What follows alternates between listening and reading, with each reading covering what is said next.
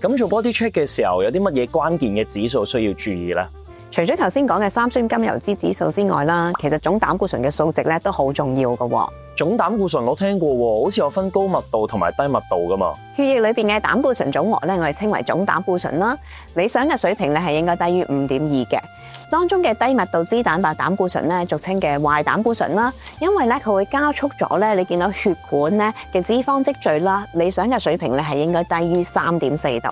咁有啲乜嘢食物係有壞嘅膽固醇嘅咧？好多食物都有㗎，肥牛啊、炸薯條啊、全脂奶呢啲咧都有壞膽固醇㗎。哎呀，全部我都中意食啊，咁唯有食少啲啦。低密度嘅話代表係壞嘅膽固醇，係咪即係倒翻轉高密度就係好嘅膽固醇咧？啱啊，高密度脂蛋白膽固醇咧係可以預防血管閉塞啦，同埋破裂，降低翻患上心臟病嘅風險。所以咧，我哋都叫佢做好膽固醇。咦，我聽人講咧，食三文魚可以吸收到好嘅膽固醇，係咪真嘅咧？冇錯啊，每星期咧食到2至3次深海魚，好似三文魚咁樣啦，可以增加好膽固醇嘅濃度，有助改善翻膽固醇。咁理想嘅水平又應該係幾多咧？應該係高於1.0嘅。哇，咁如果壞嘅膽固醇超標咗嘅話，咪要戒晒所有油咧？咁又唔使咁極端，均衡飲食咧就得㗎啦。